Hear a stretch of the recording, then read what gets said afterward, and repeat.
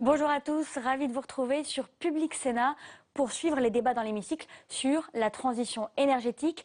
Les sénateurs s'attaquent aujourd'hui au cœur du texte, l'article 1er qui fixe les grands objectifs énergétiques de la France avec un point d'achoppement majeur, le nucléaire. D'un côté, vous avez le gouvernement qui veut ramener la part du nucléaire dans le mix énergétique de 75 à 50% d'ici 2025. C'est d'ailleurs une promesse de François Hollande.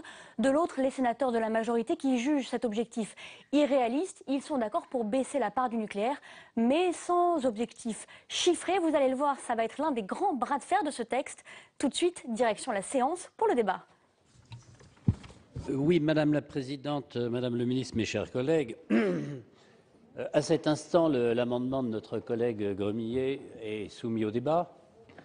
Je voudrais le défendre tout en comprenant le travail diplomatique judicieux, pertinent, habile et maîtrisé de notre rapporteur. Alors ça, c'est vrai. Rapporteur, c'est un rapporteur apaisé, je l'ai dit, il s'efforce de concilier les points de vue. Mais je trouve que l'amendement de Daniel Gremillet a l'immense mérite de poser une question de principe. Madame le ministre, pourquoi croyez-vous que les consommateurs consomment-ils de l'énergie?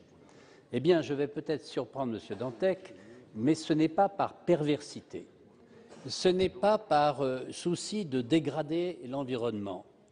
Ce n'est pas pour le plaisir de gaver des émirs de revenus substantiels, mais c'est simplement parce qu'ils en ont, d'une part, l'absolue nécessité, et que, d'autre part, dans une économie de marché, des millions de décisions assumées chaque jour par des consommateurs privés ou publics, familiaux ou entrepreneuriaux, les conduisent dans un environnement économique déterminé à choisir la solution la plus rationnelle. J'ai écouté Madame Joanneau à l'instant et elle nous parle de l'ADEME. Je comprends très bien le volontarisme du gouvernement, mais il y a quand même un moment où on peut se demander si l'économie de subvention qui tord les prix et qui nie les réalités économiques peut être indéfiniment supportée par notre pays.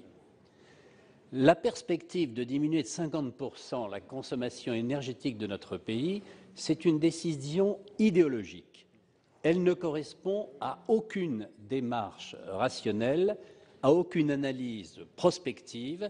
Elle correspond simplement à l'idée qu'on pourrait faire différemment, que la France serait exemplaire, et accessoirement, parce que la France n'est pas soumise à élection, que le gouvernement, lui, serait exemplaire au sein de sa majorité et toutes ses composantes de sa majorité.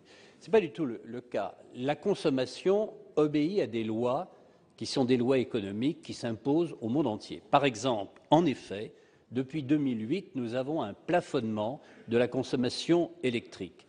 Mais lorsque l'on rentre dans le détail de ce plafonnement, on s'aperçoit que ce plafonnement est, hélas, et Daniel Gremillet a raison, lié à la très forte diminution de consommation d'industries majeures dans notre pays qui ont diminué leurs activités et qui ont par conséquent diminué leur consommation électrique. C'est un premier point. Vous avez ensuite, en effet, l'affaire du logement.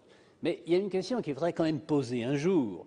Si l'économie d'énergie consommée dans le bâtiment est rentable, pourquoi diable faut-il la supporter à grands coups de subventions et d'avantages fiscaux?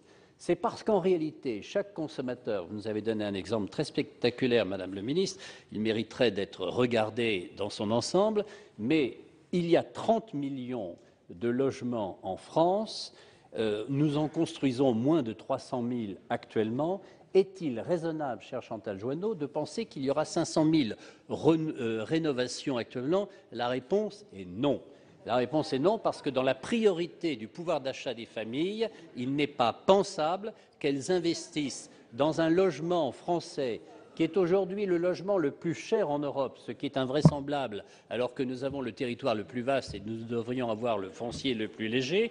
Il n'est pas certain que la priorité des familles sera de consacrer, sauf si elles y sont obligées par la règlement, à mobiliser des sommes importantes en termes d'économie d'énergie. parce qu'elles font elles-mêmes l'arbitrage entre la dépense qu'il faut pour économiser quelque chose et le retour sur investissement. Vous avez dit, Madame le ministre, et je terminerai, qu'il y a des économies d'énergie dans l'industrie, mais c'est évident. C'est évident, il y a de la chaleur qui part dans toutes les fumées d'usine, simplement la rentabilité des investissements n'est pas à la hauteur. Entre une société idéale et une société que l'on peut s'offrir, il y a un moment où il faut laisser respirer l'économie et laisser la liberté aux décisionnaires. C'est la raison pour laquelle, sur le plan des principes, je défends l'amendement de mon collègue Daniel Gremillet. Je vous remercie. Alors, Monsieur Delattre, vous voulez parler? Oui, c'est ça, hein, vous voulez prendre la parole, je vous en prie. Je vous remercie, Madame la Présidente. Mes chers collègues, oser écrire dans un même article que l'on va réduire de 30% la consommation des énergies fossiles en 2030 par rapport à 2012 et réduire en même temps la part du nucléaire dans la production d'électricité à 50% à l'horizon 2025, alors qu'on est aujourd'hui à 75%, relève plus, mes chers collègues, de la philosophie que des réalités économiques de notre pays. Aujourd'hui, l'alternative sérieuse en termes de masse aux énergies fossiles, c'est le nucléaire.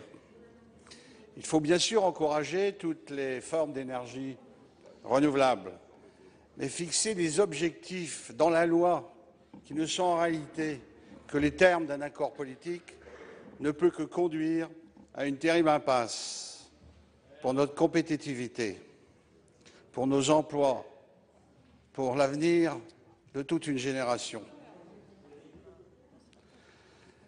On n'arrivera pas à supprimer non plus, parce qu'en fait, la réalité, quand on fait le calcul, il nous faudrait supprimer 2 centrales nucléaires par an. Et je suis très surpris de constater que personne ne parle du coût des démantèlements. Ça coûte cher de démanteler. Il y avait même des amortissements qui avaient été prévus, et ces amortissements ont été, au fil du temps, on va dire, confisqués. Il serait plus sérieux car il nous faut du temps d'envisager la modernisation, la remise à niveau des centrales et investir surtout dans la nouvelle génération. Et j'avais cru que c'était un des objectifs de Madame la ministre. Je dirais aussi que nous sommes tous ici élus locaux. Nous connaissons l'étendue, les dégâts du parc. Pas loin de 30 millions de logements sont en difficulté du point de vue de la consommation énergétique. Il faudra donc du temps et encore plus de moyens, en plus des incantations du possible et à l'avènement des quartiers intelligents, parce qu'en fait, ce n'est pas pour demain, les quartiers intelligents. Enfin, le nucléaire est une des activités potentiellement exportatrices pour notre pays. Et cette défiance permanente que nous organisons sur le territoire de la France ne peut qu'handicaper la crédibilité de la filière qui fut d'excellence. J'ai eu l'occasion, à sa genèse, de visiter Daya Bay en Chine. C'était la première centrale nucléaire française qui fut un vrai succès. Alors c'est bien dommage, dans le contexte actuel de la situation économique, industrielle de notre pays, d'abandonner, parce qu'en fait, dès lors que sur son propre territoire, vous abandonnez l'idée même d'excellence de la filière, vouloir exporter, ce sera très compliqué. En plus, contrairement à ce qu'on entend, le mix en Europe, il inclut du nucléaire. Il y a des pays qui sont dépourvus aujourd'hui de nucléaire et qui envisagent de construire, notamment le long du Danube, en Tchéquie, en Hongrie. Et naturellement, l'actualité, oui, le mix, ils incluent l'énergie nucléaire parce qu'ils sont à côté, eux, des mines de charbon et de lignite exploitées par l'Allemagne. Et ils en subissent quotidiennement les inconvénients. C'est une réalité. Le déni de réalité ne devrait nous inspirer aujourd'hui quand on voit ces situations. Alors pour toutes ces raisons, je pense que l'article 1, puisqu'on est dans les explications de vote, à titre personnel, naturellement, je voterai contre les dispositions de cet article qui ne correspond pas à une réalité industrielle d'un pays, mais qui correspond à un accord politique qui a été conclu il y a quelques années, et tout le monde se souvient, 2, 3, 4 centrales, on ne savait plus. Ce n'était pas sérieux hier, et ce n'est pas encore sérieux aujourd'hui. Bien.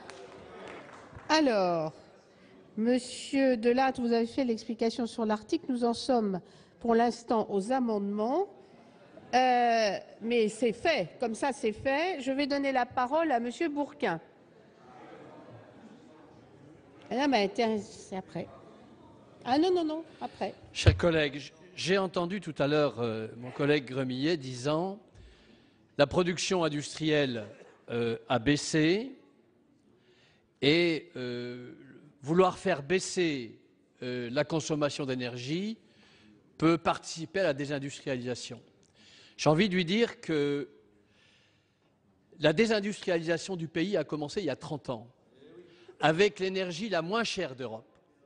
Si effectivement le coût de l'énergie, il faut défendre un coût de l'énergie bas, était l'unique cause de la désindustrialisation, on aurait remédié très vite à cette désindustrialisation. La désindustrialisation est venue d'une idéologie, l'idéologie post-industrielle, où on nous disait qu'il ne fallait plus d'usines et il nous fallait des services à la place. Et c'est ça la cause. Et donc, je pense qu'il faut prendre conscience ici, il nous faut prendre conscience ici qu'une entreprise compétitive, ce n'est pas une entreprise énergivore. On a visité avec le Premier ministre il y a quelques jours les rénovations d'ateliers. Il y a deux choses pour avoir de la compétitivité. Bien sûr la robotique, mais deuxième chose, les économies d'énergie, qui sont omniprésentes, y compris dans la réflexion des industriels. Et troisième chose, le changement climatique. Ne le voyez pas uniquement comme un boulet à traîner. Voyez-le au contraire comme une chance pour la France, une chance pour notre industrie, pour créer de nouveaux emplois. Il y en a, par exemple, dans les énergies renouvelables. Il y en a aussi dans des techniques de fabrication qui nous permettent aujourd'hui d'avoir des produits presque 100% recyclables et avec des économies d'énergie importantes. Nous sommes au XXIe siècle. Essayons de mettre en place l'économie du XXIe siècle, avec y compris les énergies du XXIe siècle. Le nucléaire fait partie du mixte, il faut le défendre à hauteur, on disait, de 50%, on se donne un objectif, mais il doit y avoir aussi d'autres énergies.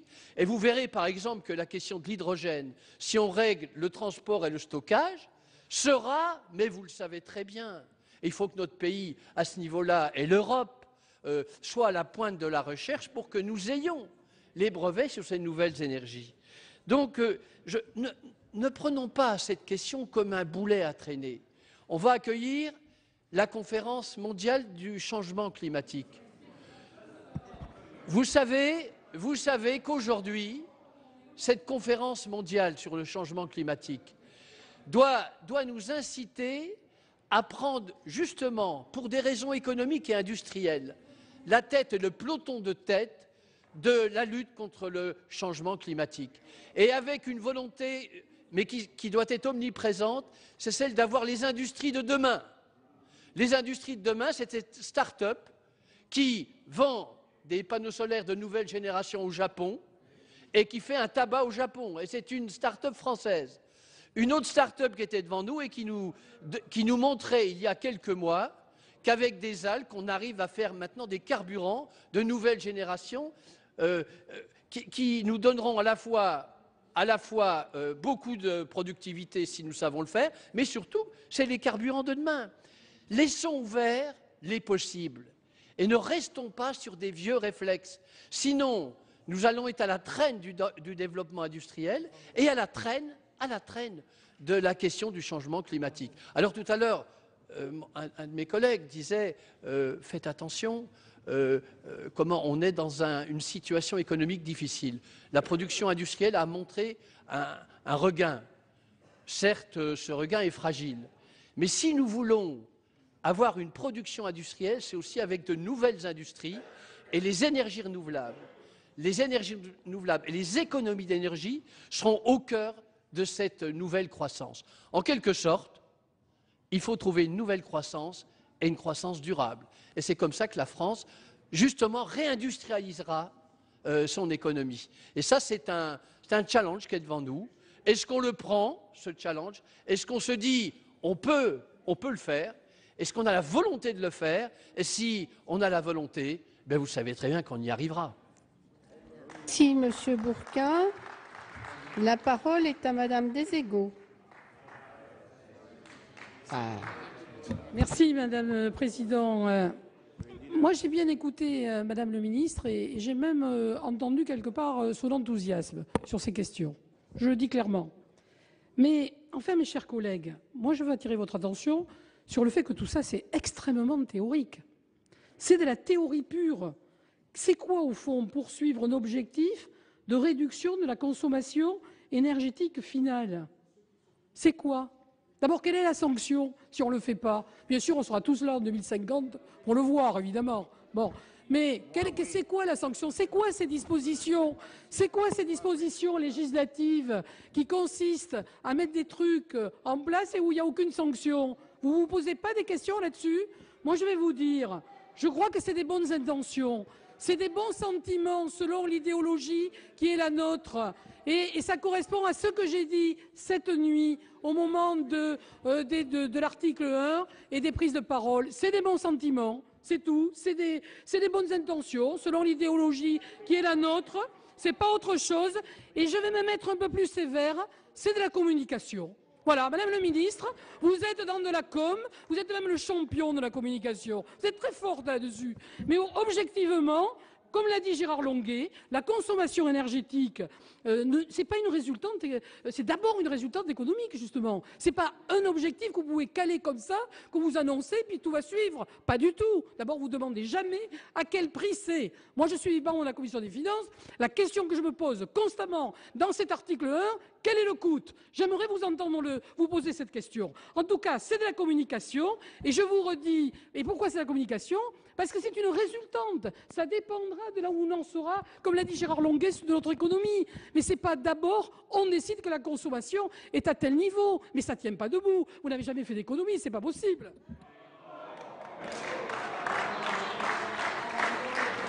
Madame Lienemann, vous avez la parole. Je crois qu'avec M. Longuet et Mme Deségo, nous avons un désaccord de mode d'intervention, de vision de l'avenir. Quand vous décrivez la réalité, telle que vous la voyez, c'est la main invisible du marché. C'est-à-dire, chaque comportement individuel va faire l'intérêt général. Eh bien, figurez-vous, M. Longuet, que le général de Gaulle doit se retourner dans sa tombe. Parce que toutes les grandes politiques publiques, vous avez raison, si on laisse faire le marché, si on ne prend aucune mesure publique, si on n'a aucun engagement collectif, nous ne réduirons pas la consommation énergétique et nous ne réduirons pas les gaz à effet de serre. Et donc, il faut prendre des mesures qui orientent le marché, qui fondent des politiques publiques et qui pensent l'avenir avec des objectifs qui mobilisent et le public et le privé. C'est ça qui est proposé. Et le gouvernement a raison de proposer les 20%. Parce que si dès à présent, nous ne commençons pas à faire des mutations technologiques indispensables, si nous ne faisons pas dans les arbitrages d'investissement, notamment dans la construction, des efforts en direction des technologies porteuses d'économie d'énergie, à long terme, on perdra de la compétitivité et on n'arrivera pas à atteindre des objectifs. Et je vais vous dire, M. Longuet, du point de vue économique, que nous avons intérêt à le faire. Quand j'étais ministre du Logement, j'ai proposé qu'on fasse des normes sur la qualité du verre à faible émissivité. Il ne vous a pas échappé que ceux qui ont inventé le verre à faible émissivité, c'était Saint-Gobain. Saint-Gobain avait à l'époque une grande entreprise en France et dans votre région, elle en avait une en Allemagne. Pour 1000 raisons de coûts de je ne sais quoi, qu'il fallait laisser faire le marché, on n'a pas voulu imposer les verres à faible émissivité. Bilan des courses, tous les emplois créés par Saint-Gobain pour les verres à faible émissivité, c'est en Allemagne et dans le nord de l'Europe. Et maintenant, il va falloir qu'on achète du verre venant de ces pays parce que nous n'avons pas à temps accompagné les mutations technologiques. Deuxième sujet économique. quand vous faites les analyses globales de l'investissement dans l'immobilier, il y a à la fois l'investissement sur le foncier et l'investissement sur le bâti. Or, quand vous faites la comparaison entre les pays qui ont fait de gros investissements sur la qualité du bâti, notamment pour économiser l'énergie, ils ont eu moins de spéculation sur le foncier parce que globalement, quand vous avez des sommes dans le marché pour vendre un logement, si vous investissez sur le foncier, vous n'avez plus d'argent sur le bâti. Et que nous, on essaie d'orienter à ce que l'investissement ne soit pas dans la rente foncière, mais bien sur le bâti parce qu'il est productif, productif d'emploi, productif d'économie, productif de filières industrielles. Alors oui, cet objectif de 20% est réel. Et Madame Deségaux, 20%, d'où ça vient, combien ça coûte? C'est la même chose que le plan climat-énergie au niveau européen. Ce sont des objectifs qu'on se fixe en commun, qui sont capables de mobiliser la société et qui sont en elles-mêmes, parce qu'ils sont des objectifs partagés, porteurs d'arbitrage et non pas des chiffres qui ne font que coûter, mais ils portent aussi, et notamment en TVA, de grosses recettes à venir pour l'État. Monsieur Grémillet, vous avez la parole. Oui, Madame la Présidente, Madame la Ministre, chers collègues, je pense que ce point est un point qui devrait nous rassembler. Nous rassembler pourquoi? Le débat, il n'est pas sur la part des 50% de la vie, du logement, du déplacement, de la consommation au niveau des ménages. Le débat, il est sur le niveau industriel et la part industrielle. Et je voudrais dire à notre collègue Martial Bourquin, soit il ne m'a pas entendu, soit il était distrait. Mais les chiffres que j'ai donnés, j'ai eu le courage de les donner depuis les années 75. Que ce soit au niveau de l'emploi industriel, que ce soit au niveau de la production énergétique, que ce soit sur la part industrielle dans le PIB. Aujourd'hui, sur ces 50%, personne ici, qu'on soit du milieu rural, du milieu urbain, ne peut dire, quelle que soit la région d'où on vient, que nous n'avons pas besoin de retrouver des emplois industriels. Nous ne réglerons pas le problème du chômage dans notre pays si nous ne retrouvons pas des emplois industriels. Nous ne garderons pas le modèle social dans notre pays si nous ne créons pas des richesses. Je ne suis pas, s'il vous plaît, je vous ai écouté. Je veux simplement dire qu'il ne faut pas mentir. Mentir sur quoi? On a tous cette même ambition de retrouver de l'emploi. Cet emploi qui va créer des richesses, qui nous permettra effectivement de garder ce modèle. Ce que j'ai expliqué dans cet amendement, c'est quoi? C'est d'expliquer que la base de 2012, elle n'est pas bonne. Elle n'est pas bonne parce qu'on n'est pas dans la même situation que d'autres pays, parce qu'on a effectivement perdu beaucoup trop d'emplois industriels. Et je suis d'accord avec, là encore, notre collègue Martial Bourquin. J'ai pas peur. Nous n'avons pas peur. C'est pas un boulet. Et je partage le propos de Madame la Ministre. Effectivement, la transition énergétique, c'est une opportunité. Mais ayons l'honnêteté de reconnaître, si on veut partager Horizon 2050, et j'ai encore pas parlé des 2 milliards d'êtres humains en plus sur la planète, j'espère quand même que la France aura l'ambition d'imaginer qu'elle pourra en accueillir. J'espère imaginer que la France aura l'ambition d'avoir aussi des parts de marché dans cet nouvel univers de population Horizon 2050. C'est ça le sens. Et le problème, c'est l'amalgame entre l'ambition partagée sur les 50%, on se retrouverait tous, et la considération de la part économique et notamment de la part industrielle. Et je peux vous dire, il n'y a pas un industriel en France, et je reprends le propos de Gérard Longuet, le premier euro économisé, y compris en efficacité énergétique, mais il est à la conquête en permanence. Chaque fois qu'il fait un budget, c'est son souci premier, parce qu'il sait que c'est son prix de revient derrière qui en découle. C'est pour ça que je ne comprends pas qu'on se déchire. On devrait se retrouver. Et je veux vous dire, en concluant mon propos, on a besoin de se rassembler. Je dis à notre rapporteur, Ladislas, La proposition qu'il nous fait, effectivement, c'est de dire il y a un objectif. Le débat que nous avons eu dire, l'objectif, il va être différent en fonction des enjeux et des problématiques. Effectivement, le 50% sur la partie industrielle, il n'est pas tenable. Parce que s'il est dans la perspective de 2050, ça veut dire que nous serons dans la décroissance. Donc, ce n'est pas possible si on veut retrouver l'emploi, si on veut garder notre modèle social. Mais il a eu la sagesse, et c'est pour ça que je vais retirer mon amendement au bénéfice de sa rédaction, puisqu'il a la sagesse de dire clairement, de nous dire clairement, effectivement, c'est un objectif à 2050. Pour ma part, je n'aurais pas mis 50% pour la partie industrielle. Mais il a la sagesse de dire, et de dire honnêtement, tout en préservant la compétitivité et le développement du secteur industriel. Donc je retire mon amendement. Je vous remercie, Monsieur Grémillet. Je vais donc passer au vote. Alors, le premier amendement que nous allons voter, c'est le 686 rectifié bis, avec deux avis défavorables. Madame Deségaux, vous le maintenez? Très bien.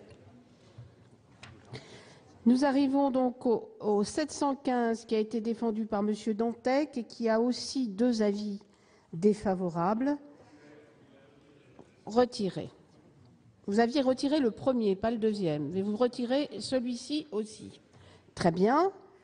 Donc, il reste l'amendement 894 du gouvernement. J'ai été saisie d'une demande de scrutin public par le groupe UMP sur l'amendement 894. Je vous rappelle que l'avis de la commission est défavorable. Il va être procédé au scrutin public dans les conditions fixées par l'article 56 du règlement. Le scrutin sera ouvert dans quelques instants.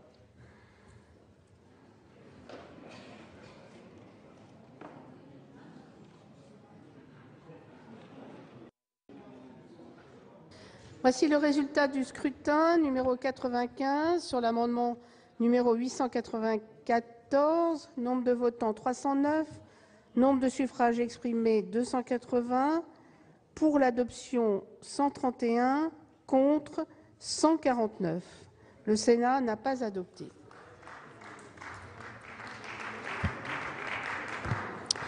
J'informe le Sénat que la Commission de la Culture m'a fait connaître qu'elle a procédé à la désignation des candidats qu'elle présente à la commission mixte paritaire chargée de proposer un texte sur les dispositions restant en discussion de la proposition de loi portant diverses dispositions tendant à la modernisation du secteur de la presse. Cette liste a été publiée et la nomination des membres de cette commission mixte paritaire aura lieu conformément à l'article 12 du règlement. Je rappelle que Monsieur le Premier ministre a demandé au Sénat de bien vouloir procéder à la désignation de sénateurs appelés à siéger au comité de surveillance de la Caisse d'amortissement de la dette sociale. La Commission des affaires sociales a fait connaître qu'elle propose la candidature de Monsieur Jean-Noël Cardou. Cette candidature a été publiée et sera ratifiée conformément à l'article 9 du règlement s'il n'y a pas d'opposition à l'expiration du délai d'1 heure. Nous passons à l'article maintenant 938. À l'amendement 938, pardon. Monsieur Poniatowski a la parole. Cet amendement, Madame la Présidente, a pour but de clarifier l'objectif de réduction des énergies fossiles, initialement défini en énergie finale, puis en énergie primaire, pour retenir la notion de consommation totale qui permet de viser à la fois, et sans risque de confusion, Madame la Ministre, les consommations finales et les consommations intermédiaires. Merci. Madame la Ministre, votre avis? Favorable. Je vais mettre aux voix. Monsieur Longuet, je vous en prie. Oui, merci Madame la Présidente, Madame le Ministre, mes chers collègues, Monsieur le rapporteur. J'ai envie de voter votre amendement, mais je voudrais une précision. Dans la consommation, s'agit-il de la consommation nationale, intérieure, ou du solde de la production totale? Considérez-vous, par exemple, qu'une exportation d'énergie dans un pays voisin constitue une consommation nationale ou pas? Ma question n'est pas complètement désintéressée, complètement neutre. Il faut savoir que sur la production électrique française, qui est de l'ordre de 500 TWh annuels, nous avons une cinquantaine de TWh qui constituent un solde positif d'exportation d'électricité. Alors, je voudrais savoir si, dans l'esprit du gouvernement et l'esprit du rapporteur, quand on limite la production d'énergie, est-ce qu'on déclare également qu'on décide de limiter le solde positif d'exportation d'énergie? Monsieur le rapporteur. Il s'agit bien sûr, cher Gérard Longuet, de la consommation nationale, point barre. Donc on peut vendre. Très bien. Pas d'autres prises de parole? Je mets aux voix l'amendement 938 de la Commission, présenté par Monsieur Poniatowski, avec un avis favorable du gouvernement. Qui est pour? Qui est contre? Qui s'abstient? L'amendement est adopté. L'amendement 585 rectifié, Madame Lamure. Oui, Madame la Présidente, il s'agit là d'avoir des objectifs plus réalistes, c'est-à-dire de porter la part des énergies renouvelables à 20% au lieu de 23 en 2020 et à 27 au lieu de 32 en 2030. C'est également une manière de suivre les recommandations de l'Union européenne. Madame, Monsieur le rapporteur. Alors, Madame la Présidente, oui, chère Elisabeth, j'étais un peu gêné par cet amendement parce qu'il ne vise que, on est bien d'accord, le thermique et l'hydro, en prenant des chiffres qui correspondent à des chiffres qui pourraient inclure non seulement le thermique et l'hydro, mais d'autres énergies renouvelables. C'est pour ça que comme je l'avais dit en commission, j'ai recherché d'où pouvait provenir notamment ce 27% en 2030. Madame la ministre, j'ai dit au moment où c'était en commission, peut-être arriverez-vous à m'éclairer, mais j'ai peur qu'il y ait eu confusion entre thermique, hydraulique, avec cet objectif intermédiaire. Madame la ministre. Même avis que le rapporteur sur cet amendement, avis défavorable. Très bien. Quelqu'un souhaite prendre la parole? Madame Lamure. C'est-à-dire qu'en réalité, je n'ai pas obtenu les explications ni du rapporteur ni de Madame la Ministre. Moi, mon objectif, c'était d'être un peu plus réaliste, justement, et de suivre les recommandations de l'Union européenne en la matière. Ça veut dire que vous maintenez votre amendement, c'est ça? Madame Lindma. Ah pardon, monsieur le rapporteur. Alors, c'est justement dans les chiffres de l'Union européenne que je n'ai pas retrouvé ces chiffres. C'est pour ça que j'étais embarrassé. Et c'est la raison pour laquelle, en définitive, en commission, on a préféré conserver les objectifs du texte initial qui concernent toutes les énergies renouvelables en les déclinant par grands secteurs et en leur adjoignant un objectif de 10% de gaz renouvelable en 2030. On s'est simplifié la tâche. Bien, donc j'y souscris et je retire mon amendement. Merci. Bon. Très bien. Cet amendement faisant l'objet d'une discussion commune, le 309 rectifié tout d'abord avec Monsieur Requier. Merci Madame la Présidente. Madame la Ministre, mes chers collègues, le projet de loi de transition énergétique fixe comme objectif de la politique énergétique française, outre le nécessaire développement des énergies renouvelables auxquelles nous sommes favorables, la réduction de la part de l'énergie nucléaire dans le mix énergétique français de 50%. Cet objectif pourrait se traduire par la fermeture de plusieurs centrales nucléaires, ce qui apparaît totalement irréaliste. La filière nucléaire, qui représente un des fleurons de l'industrie française et un gisement non négligeable d'emplois, garantit l'indépendance énergétique de la France et contribue ainsi à assurer la sécurité de l'approvisionnement en énergie de la France, objectif visé à l'alinéa 5 de l'article 1er. Par ailleurs, quoi qu'on en dise, Le coût du nucléaire demeure compétitif par rapport à celui des énergies renouvelables grâce à un parc légèrement amorti.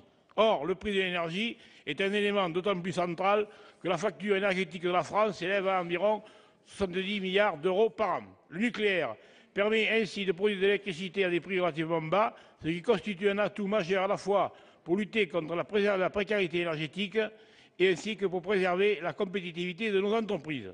Enfin, l'énergie nucléaire présente comme avantage non négligeable d'être une énergie décarbonée, permettant à la France de respecter ses engagements en matière de pollution atmosphérique. Aussi, plutôt que d'envisager de réduire le nucléaire, il conviendrait d'encourager l'innovation dans cette filière afin de développer des systèmes de nouvelle génération qui permettent une meilleure utilisation de la ressource en uranium et qui respectent des objectifs de sûreté nucléaire et de développement durable, grâce à une meilleure gestion des déchets à durée de vie longue, dont nous proposons, nous, de supprimer donc cet alinéa 28. Merci. Alors, le 586 rectifié, Madame Lamure.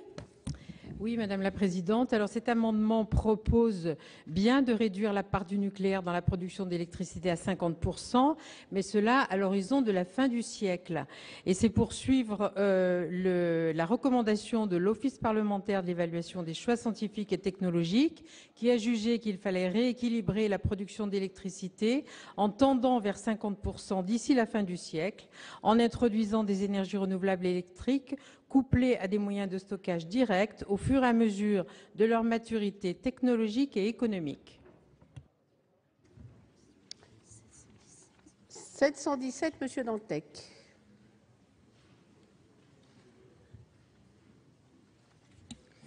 On aura tout à l'heure un amendement sur le fait qu'on fasse preuve de souplesse sur les choix énergétiques pour les îles non connectées de moins de 2000 habitants. Ça concerne notamment l'île de Saint. En fait, peut-être qu'il faudra étendre l'amendement à un territoire d'un peu plus de 60 millions d'habitants. Puisque le débat que nous avons actuellement, c'est un débat qui consiste à toujours considérer que la France est en dehors du monde. Donc c'est peut-être l'amendement Île-de-Saint qu'il faut qu'on retravaille pour qu'il s'applique à l'ensemble du territoire français. Je crois qu'à un moment, il va falloir quand même qu'on arrête d'être dans quelque chose qui est un peu hors sol, qui est que le monde aujourd'hui développe à marche forcée les énergies renouvelables. C'est le chiffre que j'ai pu donner hier soir, qui est un chiffre de l'Agence internationale de l'énergie. Environ d'ici 2020, 1200 milliards d'investissements dans le renouvelable dans le monde. Dans la même période, l'investissement sur le nucléaire sera à la louche, et je suis plutôt dans une estimation haute de l'ordre de 120 milliards. Si la France n'a pas une industrie extrêmement forte sur le renouvelable, nous sommes marginalisés.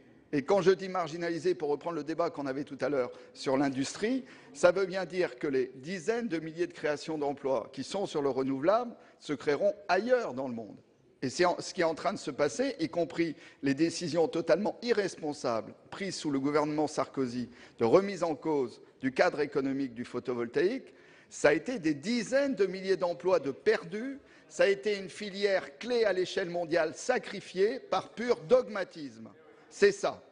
Et aujourd'hui, il s'agit aussi de sortir du dogmatisme. Sortir du dogmatisme, c'est de dire il nous faut une industrie forte sur le renouvelable, et il ne peut pas y avoir d'industrie forte sur le renouvelable si, évidemment, nous ne la développons pas en France.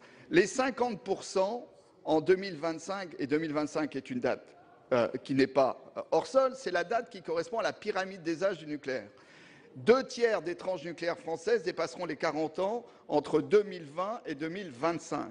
Il s'agit donc bien, avec le chiffre de 50% en 2025, de dire à peu près une tranche sur 2 sera prolongée, a priori de 20 ans, à un coût de plus de 1 milliard la tranche. C'est-à-dire qu'on n'aura de toute manière pas les moyens de prolonger toutes les tranches. Et on sait qu'on a des tranches dangereuses. Donc, on va passer un certain temps dans les minutes qui viennent ou dans les heures qui viennent sur ce chiffre. Il est tout à fait raisonnable. Il est tout à fait raisonnable. Il correspond à une intégration européenne, il correspond à l'intérêt économique de la France et il correspond à la vétusté des centrales françaises. Donc je pense qu'il y aura beaucoup de dogmatisme dans les interventions, mais effectivement, ces 50% en 2025, c'est tout simplement rationnel. Merci. Chantal Joanneau a la parole. Merci Madame la Présidente. Alors nous ne déposons pas un amendement qui revient sur la question de la date, ne serait-ce que parce qu'au sein de notre propre groupe, il y a peut-être beaucoup de discussions sur le sujet de la date à laquelle il serait souhaitable de réduire la part du nucléaire à 50%. Dans une proposition de résolution que nous avions déposée en juin, nous avions pris la date de 2040. Par contre, ce que l'on vous propose, mais il y a un deuxième amendement que j'y reviendrai juste après, ce que l'on vous propose, c'est de dire que cette baisse de la part du nucléaire doit être bien évidemment proportionnelle à l'augmentation de la part des énergies renouvelables, dans une logique qui est d'assurer la complémentarité entre les deux formes d'énergie. Et pour répondre à plusieurs interventions qui ont cité le modèle allemand comme un contre-modèle où le développement des énergies renouvelables se ferait au profit en même temps des énergies fossiles, pour justement dire que chez nous, on veut deux types d'énergie décarbonée, une baisse du nucléaire mais une augmentation du renouvelable. Merci beaucoup. Le gouvernement a un amendement 893, Madame la Ministre. En effet, sur un point tout à fait sensible de notre débat. Donc, par cet amendement, je souhaite bien évidemment rétablir l'horizon 2025 pour cette réduction de la part du nucléaire dans la production d'électricité de 75% à 50%. Mais bien évidemment, dans le souci, comme vous le disiez tout à l'heure, Monsieur le sénateur, de construire des convergences et d'essayer d'arrêter ensemble un modèle énergétique qui puisse donner un signe clair, en particulier à nos entreprises, puisque c'est vrai que plus la représentation nationale sera forte pour donner des signaux clairs à nos entreprises, plus elles pourront investir, avoir confiance dans l'avenir, calculer les retours sur investissement, calculer les durées d'amortissement de leurs investissements et construire ce nouveau modèle énergétique tout en gagnant des parts de marché à l'international.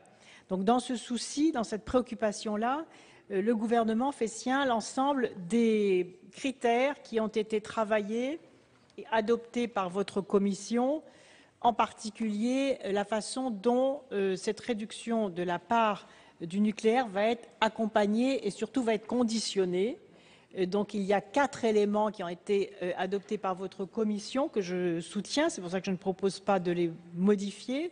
D'abord, l'accompagnement de la montée en puissance des énergies renouvelables. Bien évidemment, c'est une question majeure, puisque cette montée en puissance des énergies renouvelables, c'est bien ce qui explique ce rééquilibrage du mix énergétique qui va nous rendre plus forts économiquement. Je vais essayer de vous expliquer comment. Deuxièmement, le critère de l'indépendance énergétique de la France. C'est un critère en effet majeur. Le gouvernement soutient cette précision. Troisièmement, le maintien d'un prix de l'électricité compétitif. Bien évidemment, il n'est pas question d'en rabattre sur une énergie qui serait compétitive pour la remplacer par une énergie beaucoup plus chère.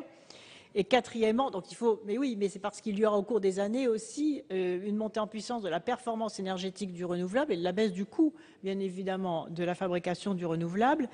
Et quatrièmement, bien évidemment, sans conduire à une hausse des émissions de gaz à effet de serre, comme on le voit chez les pays voisins, où l'Allemagne, par exemple, qui a renoncé au nucléaire, est obligée de rouvrir des mines de charbon et des mines de lignite. Ce n'est pas, bien évidemment, notre modèle énergétique.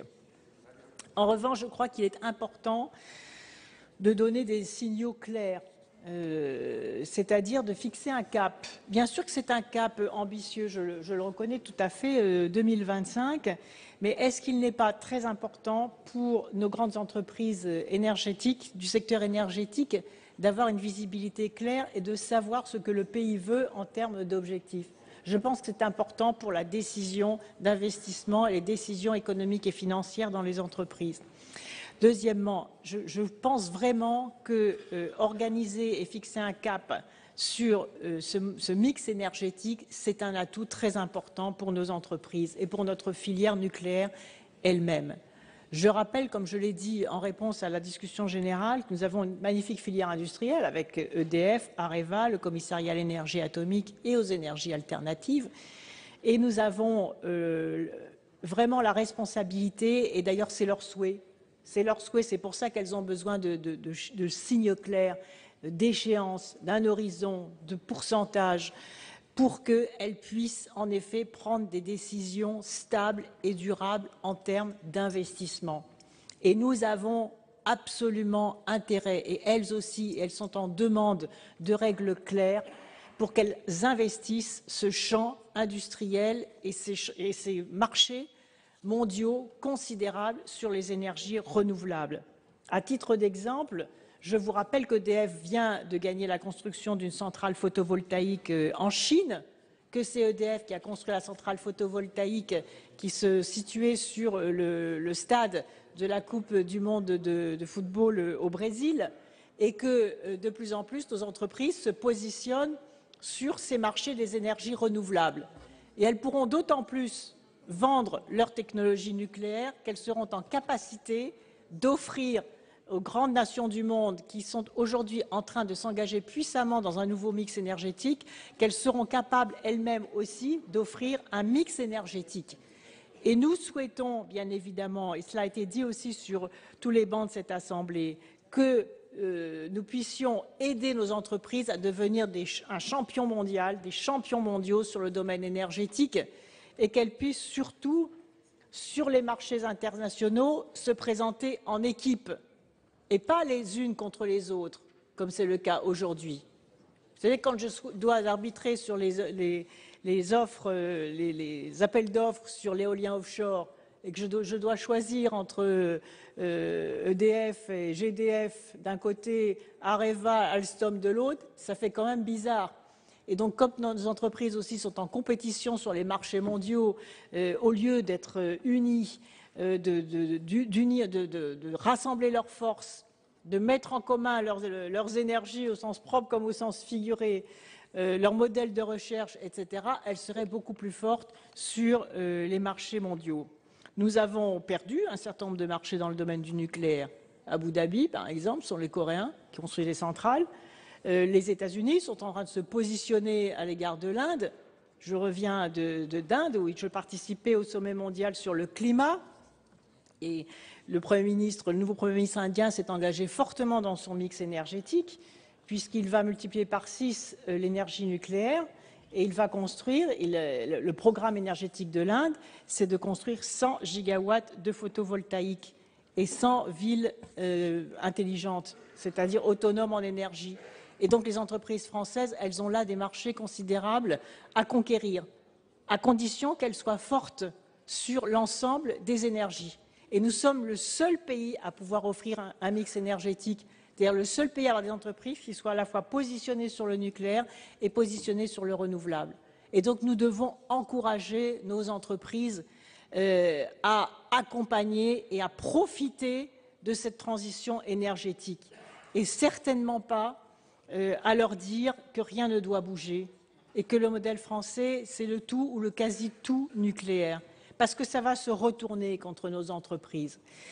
Et donc quand on pense bien faire, et moi je respecte l'opinion des uns et des autres, je respecte tout à fait, Monsieur Longuet, vos opinions, en plus vous les exprimez avec respect, ce n'est pas le cas sur tous les bancs de cette Assemblée. Et je respecte vos opinions et je pense que en disant cela, en faisant cela, vous pensez défendre avec bonne foi la place, la réputation de nos entreprises sur le secteur du nucléaire.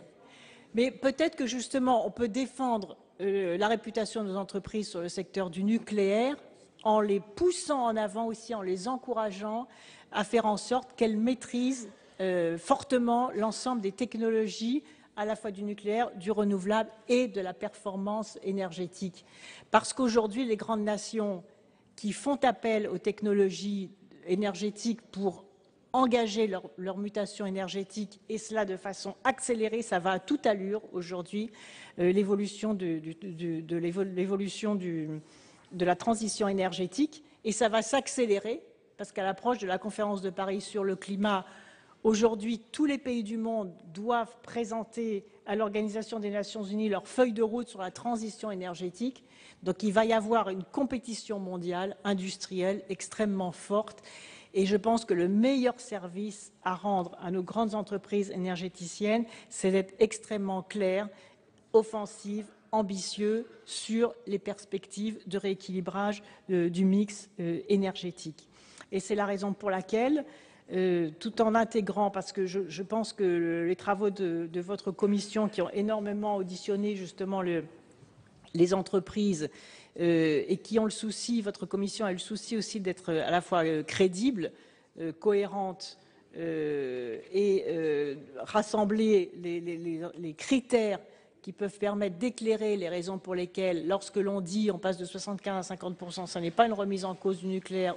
Au contraire, c'est une façon de conforter notre filière nucléaire parce que c'est une façon aussi de lui donner les moyens d'investir dans les nouvelles technologies du renouvelable en rendant ces investissements rentables, en rendant ces investissements amortissables sur un délai raisonnable, en fixant un objectif clair, parce que si une entreprise n'a pas d'objectif clair, si elle se dit la représentation nationale ne sait pas si c'est la fin du siècle, la moitié du siècle, 2025, 2050, c'est très compliqué pour une entreprise après d'arrêter des stratégies d'investissement, des stratégies d'amortissement, des stratégies industrielles, des stratégies de conquête de marché.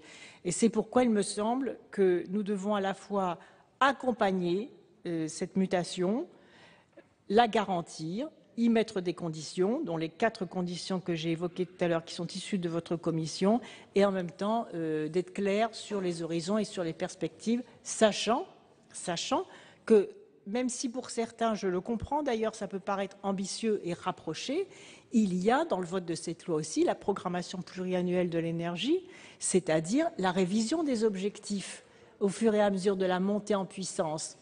Mais si nous-mêmes, nous mettons des freins, ou si nous-mêmes, nous avons l'air de douter dans la capacité de nos entreprises à monter en puissance sur le mix énergétique, à conquérir les technologies, à investir dans la maîtrise de l'offre de services et de l'offre industrielle que l'ensemble des pays du monde sont en train d'attendre, à ce moment-là, elles-mêmes vont douter d'elles-mêmes.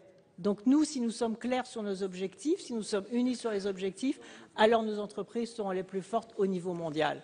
Je voudrais pour terminer dire que, et je reprends cet exemple que j'évoquais hier, c'est qu'en revenant du sommet mondial des énergies renouvelables à Abu Dhabi, dans un pays producteur de pétrole, vous y étiez, certains d'entre vous y étaient, c'est quand même fascinant de se dire qu'un pays producteur de pétrole organise le sommet mondial des énergies renouvelables, c'est-à-dire prépare l'après-pétrole. Et nous resterions figés sur le modèle énergétique d'hier.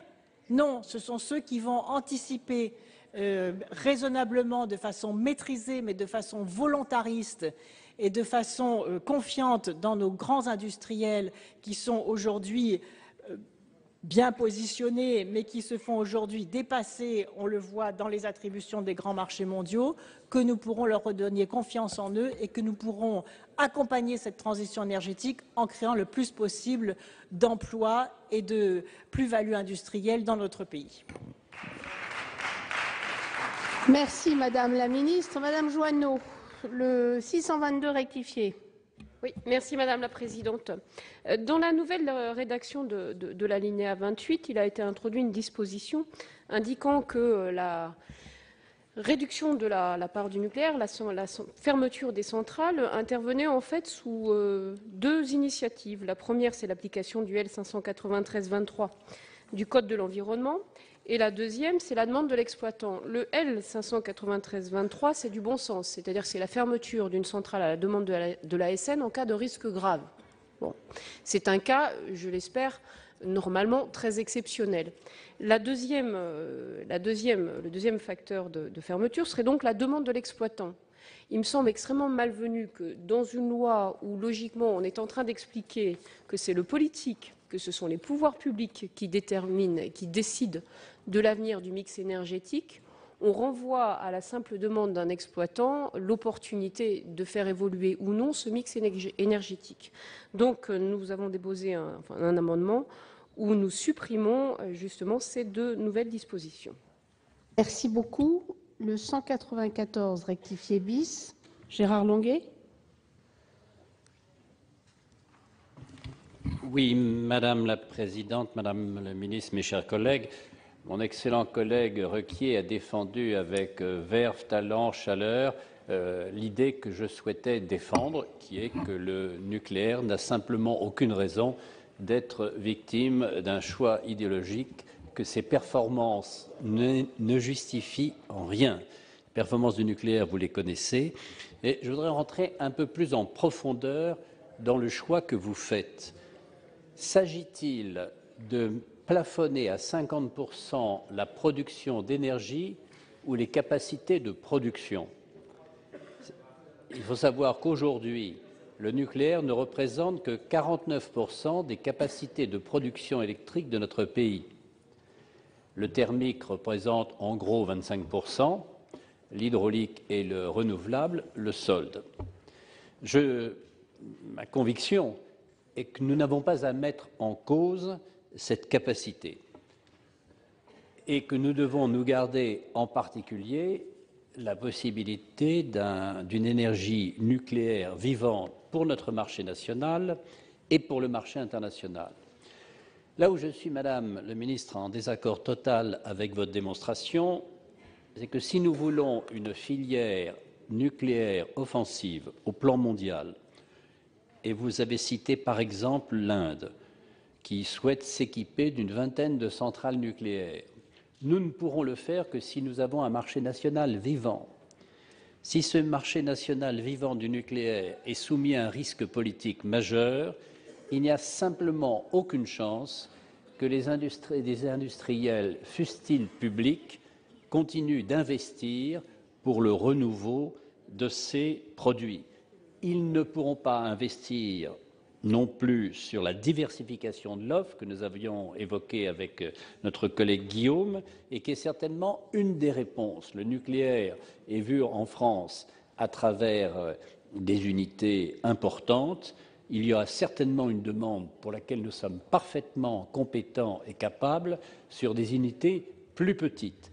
Il n'y a qu'une seule règle, c'est le bon sens économique. Si vous laissez la liberté économique, chère collègue Lienemann, les investisseurs suivront. Si vous soumettez la décision économique au risque politique, les investisseurs iront ailleurs. Et donc, en imposant une barrière politique à la vie du nucléaire, vous découragez totalement ce secteur industriel. Pour les arguments liés à l'économie décarbonée, je reprends ce qu'a dit mon collègue Requier, je dirais simplement arrêtons de politiser la vie quotidienne alors que le bon sens économique existe et pourquoi aurions-nous raison contre tout le monde ?